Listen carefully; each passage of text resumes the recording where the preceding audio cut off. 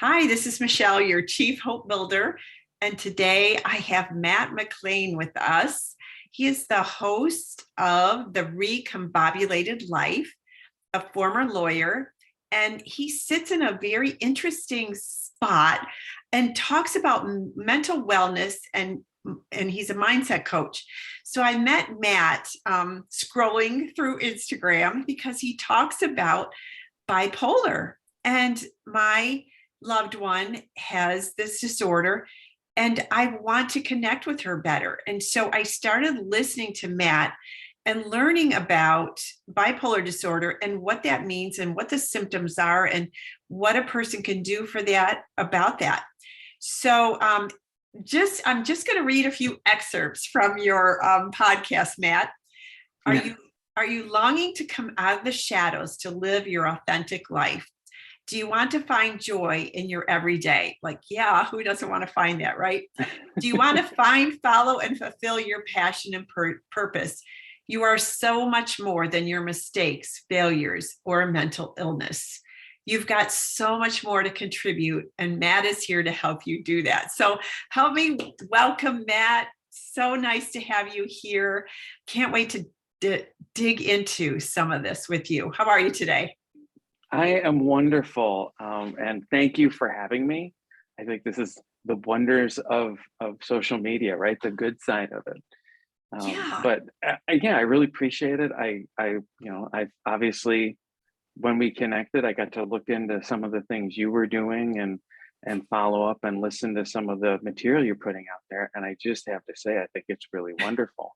As a parent, and I kind of leave a lot of their privacy to it, but I've gone through things with my own daughters, and fortunately, it's stuff that I was had some good resources to deal with because I'd been through it with myself, but taking them through the system with their own mental health Yeah. issues and doing that. So I just think it's wonderful that you're out there helping parents understand. Yeah. Well, thank you. I try, and it's kind of like you on my journey. And as I'm learning, I'm just inviting people into this space so they can help moms learn, because knowledge with action is power, right? When you can take the knowledge and do something about it. And so that's kind of the space I'm coming from. And so many moms, I was sharing with Matt, have children who have a mental health disorder, and then that leads to substance use disorder. And typically the two go hand in hand. Like one will start, but it's usually having that dual diagnosis, like anxiety, depression, bipolar, schizophrenia. Like so many people are trying to self-medicate. And in doing that, their brain becomes diseased, and then it's like they can't stop. And it's really hard for moms to know sometimes what came first. So what Matt does on Instagram, and by the way, how do they find you on Instagram? It's at the Matt MacLean. So The Matt. and then Matt and MacLean is MacLean. Okay, but it's MAC and then Yeah. clean, right? Or not Yes, just one C. Yeah. it's TheMattMaclean. Yes. Okay. Scottish Thank you. spelling. So, okay. Yeah. So now we know he's Scottish. But in his Instagram reels, he talks about this is my bipolar, and then he'll talk about something that's going on in his life, and he'll describe, what he's going through, what he's been through, and it's very informative. So I welcome you to visit that or follow him or go to his podcast. But what can you share with moms today about bipolar disorder if their child is struggling with something like that? Maybe you can just talk about what it is first so they can identify with that. Yeah. So bipolar, and I'm not a doctor, so this is just No, I'm me speaking neither. as somebody who's been through the treatment plan on it, and as it's been described to me, it's sort of a spectrum. They used to be very big on, is it cyclothymic disorder? Is it type 2? Is it type 1? Is it rapid function? And those are important somewhat, but as it's been described to me, it's more of a continuum. And it starts on the one end where it's cyclothymic, where you've got swings that you can't really control, but they're not horrible. It's like bipolar light. Okay. And then you move into, and those can get more and more severe. And it's this variation where, for me, I would have longer periods of, so my swings were longer periods of time. Some people, and this would be horrible, have in a day where they're back and Oh, forth, where it's rapid cycling. But you will go from this hypomania and mania are this, like, this is the reason why people do go off their drugs, is because hypomania and mania, before you go over the top on it, it feels really great. Like, you feel this over the top confidence. I felt like Superman. I felt like I could do anything. I felt like I could wow. fix anything. I could go for days and weeks with almost no sleep. And it's just this, it is this Wow. like feels like a Superpower. superpower, but it's also because you think that way, and because you're, and you start sort of, you can have some delusional features, which I started getting, but it's, you think things are different than they are because you're Okay. in this elevated state. Wow. And then for me, that would lead to, that's one of the things I started drinking for, because you're up like this and you're like, You well, I want need to, to get some sleep. yeah. So you'd booze up to try to sleep. And then you'd go from that really high that really felt great. Wow. And then you'd go into a full-on depression where, you feel like you can't get out of bed, you feel like there's no hope. And for me, I was drinking then to try to Get back. loosen up and try to get going. Okay. And I really went with, because I'm loud and sort of a outgoing person, when I would get depressed, people would be in my face about it all the time, which, people who have dealt with depression, sometimes that's the worst thing. Like, you just Okay. don't want it. So I would fake it. And the booze and the drinking Yeah. helped with that. Right. Yeah. I have Yeah. heard that a lot where, you know, it- they would say, well, socially drinking really helped me be funny and come out and be more social, where maybe they were typically introverted. And but I love hearing you talk about the highs and lows. And I have heard the difference between bipolar 1, bipolar 2. My loved one thought she had bipolar 2, and because hers was more very depressed, couldn't get out of bed, where I know some, Mhm. I've known some people that manic, and they're like, they never sleep. And I'm just marveled at that. Like, how do you Yeah. do that? And so do you feel like there was a certain age where it just kind of, you noticed it happening in your life, or was it just so gradual that you don't know when it first started? A little. So for me, a lot of it is retrospect. Like, hindsight is Mm, 2020. yes. So looking back, I can see it was early 20s. That's sort of a typical age for men, when it will start developing, late teens, early 20s. And mine, and this is something that I realized this sitting across from the assistant district attorney, going through a timeline, and mine really tracks concussions. And Oh, mine got that's really bad after my last concussion, which all of my other ones were like not cool, but at least were something. I was playing hockey. I played college hockey. oh And wow. my last one was, I just snowboarding with my kids and I was on like the little kiddie hill, but I wasn't wearing a helmet, and I just kept falling on the same spot. But after that concussion, which was a really bad one, I had like lost a year of memory for a little while. Oh, My symptoms really went off. So, huh. um, and that's the thing, you can have bipolar disorder at a certain level, and then there are things that can trigger it to move up. As I understand it, there's, substance abuse can be one of those things, because So so you you're were dealing able to with your look brain. at the timeline and see Yeah. how, oh my gosh. Yeah. And it was very interesting to go back and do that, because, you could see some decisions in, when I was in law school, you're already racking up debt. And all of a sudden I just decided, oh my God, I need to have an SUV. I had a perfectly good car, paid off, like no logical reason. And I needed to do it. And it was like this compulsion to go do it. Impulsive, yeah.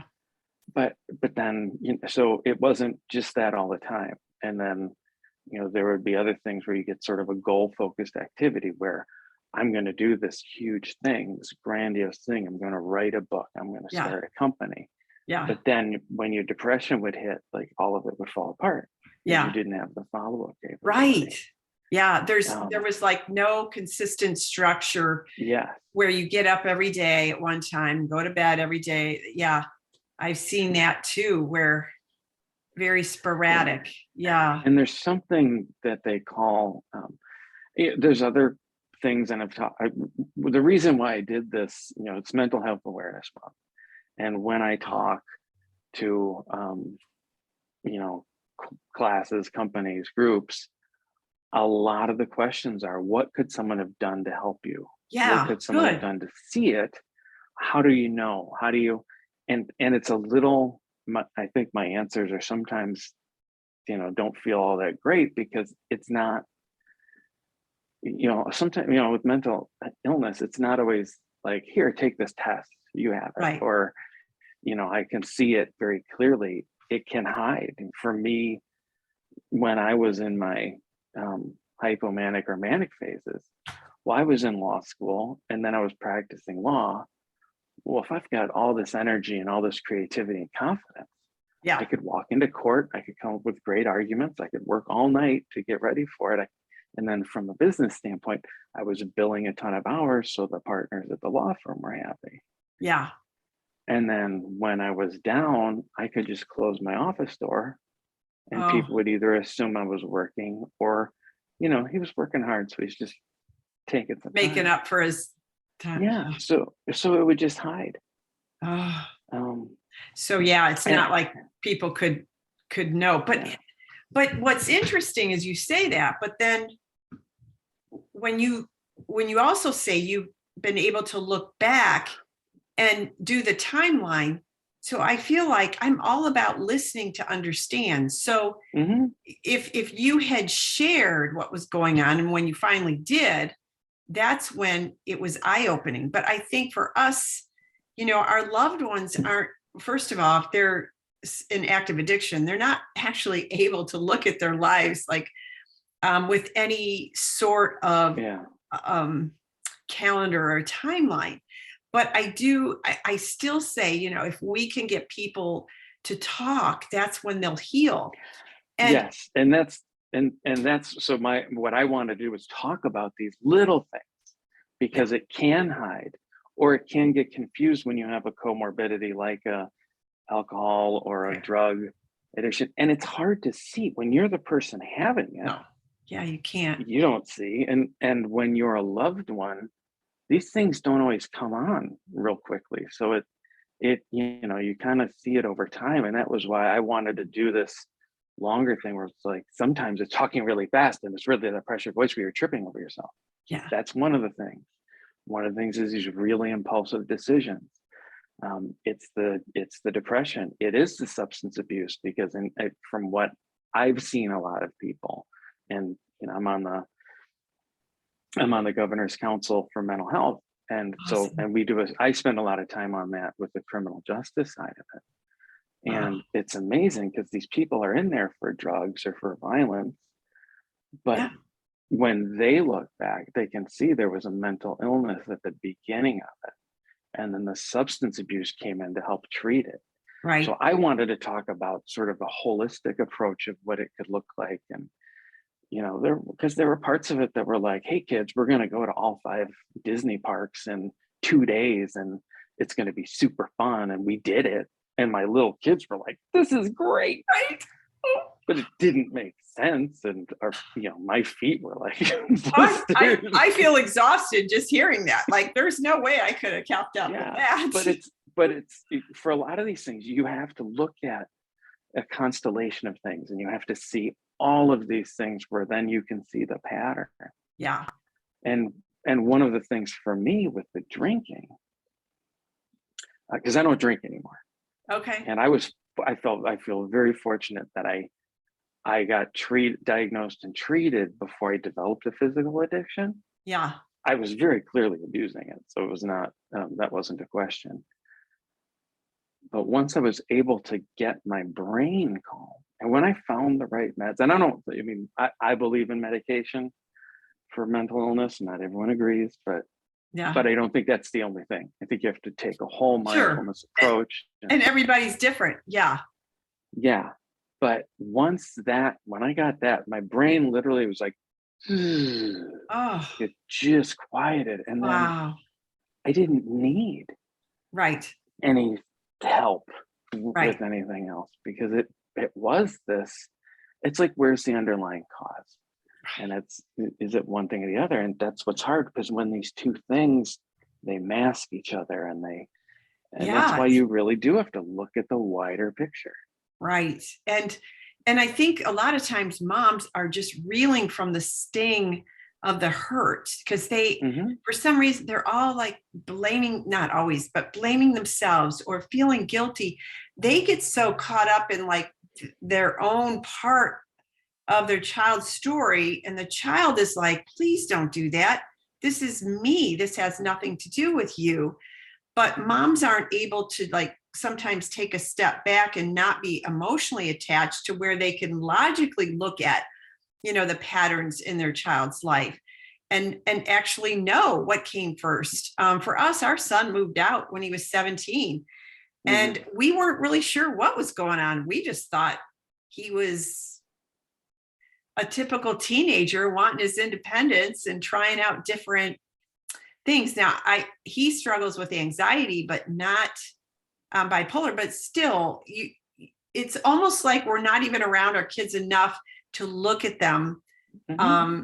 objectively, to know or to actually see the symptoms or understand what's going on. But I love that you're helping with the government council, because sometimes I'd love for you to speak about what do you recommend moms do to be advocates for their kids when they go to jails or prisons and need their psych meds? Like, is there something they can do that maybe they're Yeah. not doing about that? So one of the reasons why, to take one step back, when you were talking about that frustration as a parent, or even as a person who's dealing with this, the exercise that I found most helpful was essentially making like a timeline. What are the things where, let's start with my teenage years, and what were the things I did, and what are these activities that I remember? And then you sort of piece it together. And it's not perfect, memories are Yeah. different, but it was doing that longer step process that, Right. okay, there do seem to be some patterns here. Mm. And my patterns led to, in more manic periods, I'd started a company. I left my law firm a year after making partner. That's one of those sort of hallmark bipolar decisions. It was impulsive. Oh, It made no sense, because one, I had just made partner, which was my goal. right. And And then then I once you went did, you didn't want it. and I was a litigator. So I was going to court. I was sort of fighting battles. It wasn't dramatic. I was keeping the world safe for corporate America, as I like to joke about. But I wasn't a crusader. But I then started an investment management firm. I had no connection to investment management. Started this company, and it didn't go great. One, the investment team that came over got sued. Oh, And two, we were going into, it was like late 2006, so then 2007, 2000, it was just bad timing, and the company never did great. So when it came time to, I'd thrown all my money into it, stupid, made no sense, illogical, like liquidated a 401k and all these things. oh, And then when I put all my money in, I was convinced I had to save this company, even though it was literally staffed with people who are brilliant financial minds. I'm like, well, I'm just so good. I'm just so important that I'm the wow. only one who can. So I would move money around in the company. And basically I was taking money from from a company that wasn't doing well, and I was putting it back in the company as my capital call. So again, no logic there. Right. Yeah. But so eventually, it comes up, I turn myself in, and it's here's the other thing with the legal system. It takes a long Oh, time. yeah. This is not an immediate No. thing. And when you're in a recovery phase, and this is something for parents I think is really important to know, your kid can be on a really healthy path, and then the DA calls and says, hey, I need this, or I'm following up with this, or I might follow charges. And then Okay. it's just, Right. so Triggered. I eventually pled guilty to a felony. We can have a whole separate episode of what a felony means to people's lives. Yeah. But and I knew, so I had all this, I was healthy for years at this point, medicated, treated. I knew the legal system better than most people. Right. And I knew going in, I knew the day I was going in, the day I was going to report. And I thought I was doing everything I could. I had my doctor's office, fax in the forms. Here's You Matt's. mean fax in the forms to the jail where you were going to go? Fax in the forms to the jail, to the House of Corrections. And not everyone has the resource to do that. And it still took me 2 weeks. Wow. And the thing that made a big difference, and this is where parents can really step in, is I had my wife really advocated for me. Because I'm an inmate. Right.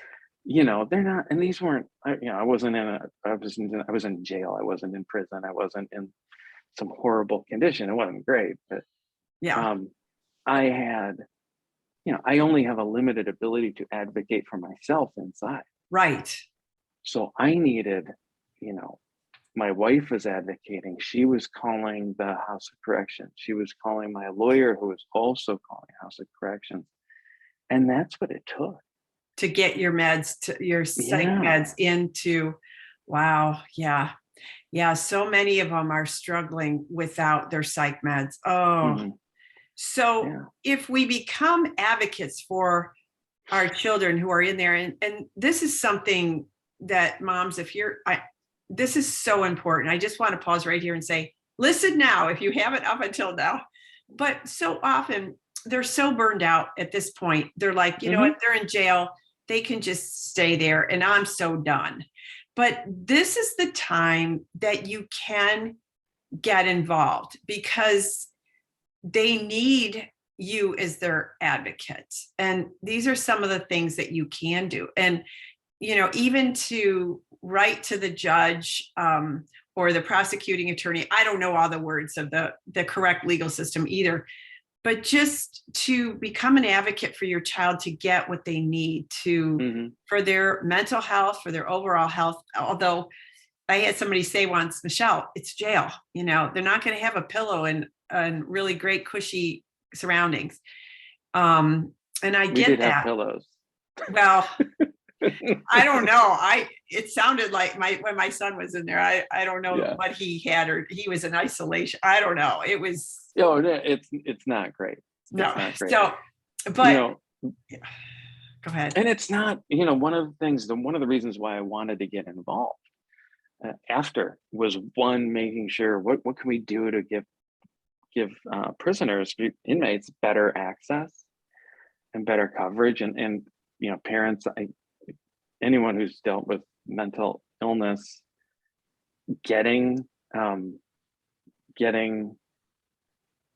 finding treatment providers is hard. Finding treatment providers for minors is crazy hard.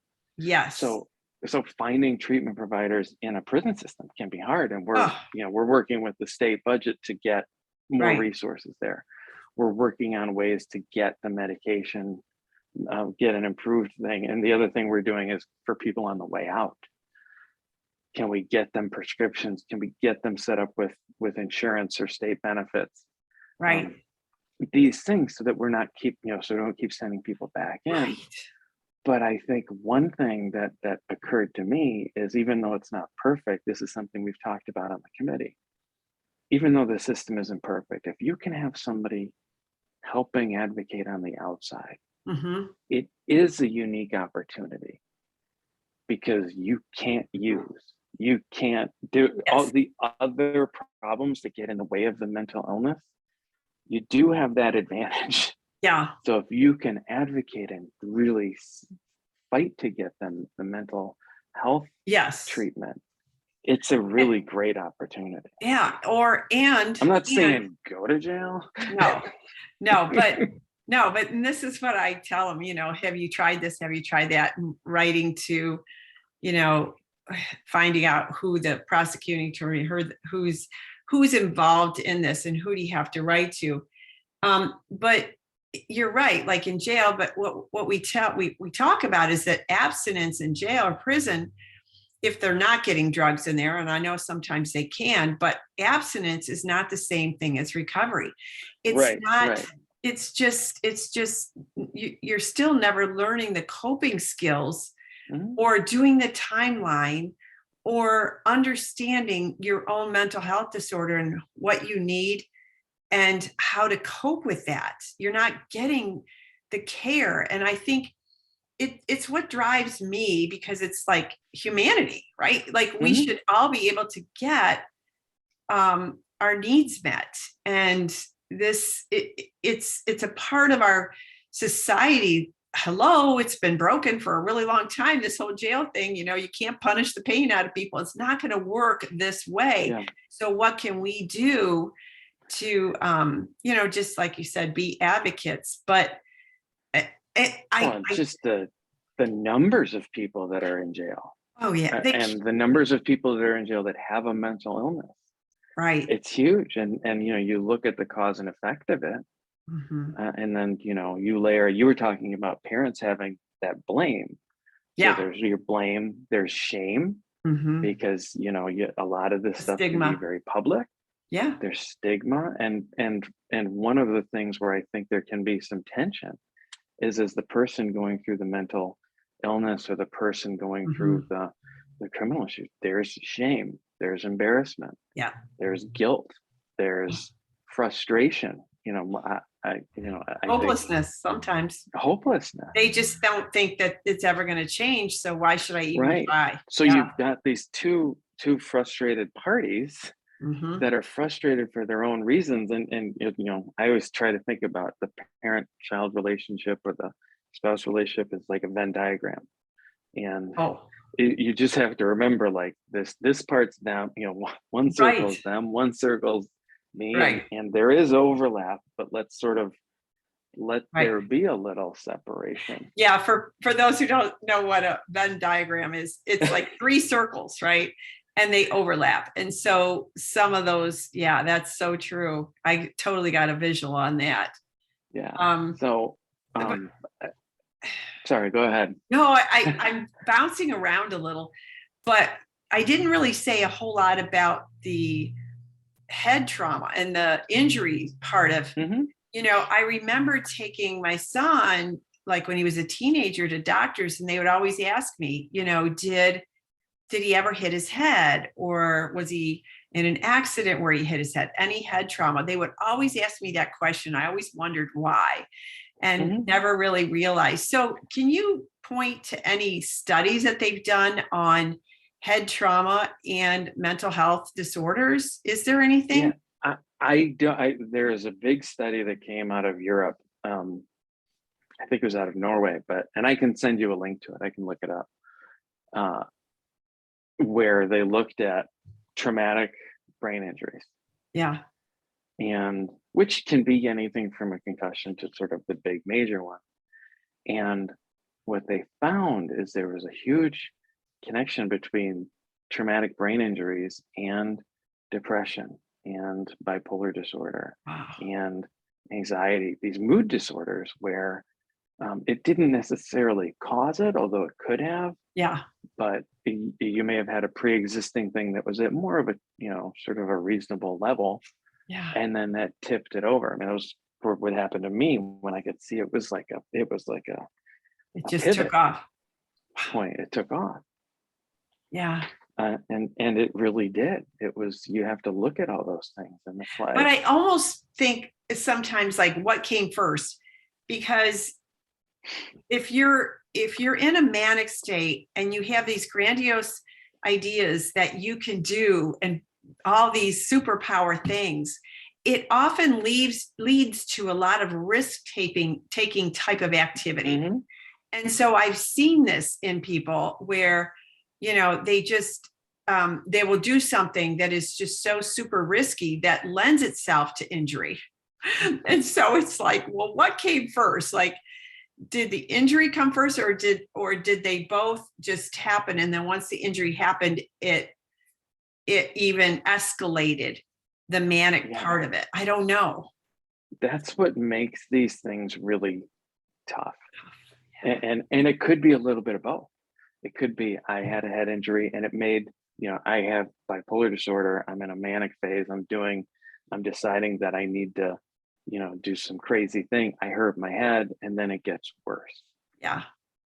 And I think the important thing, and this is what I really love with what you've been doing, it's at least let's have an awareness, right, that it isn't necessarily just the drinking. It isn't necessarily just the drugs. It isn't necessarily just the mental illness.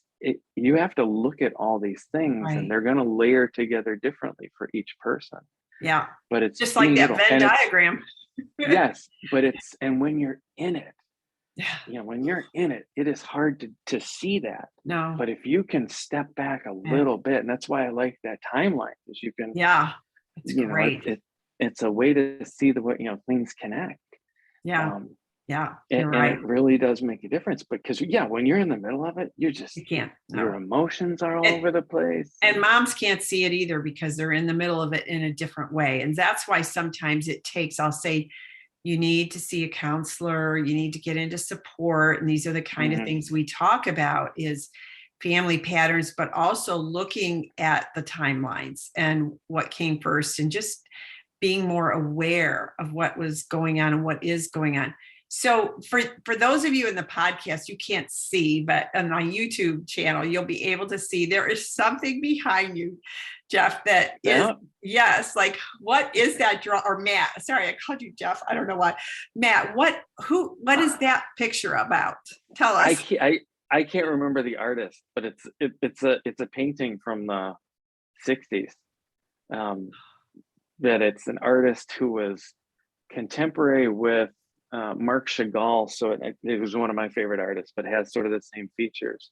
And honestly, it's there's a website, I cannot remember it, but it's like auctioning stuff from estate sales. Okay.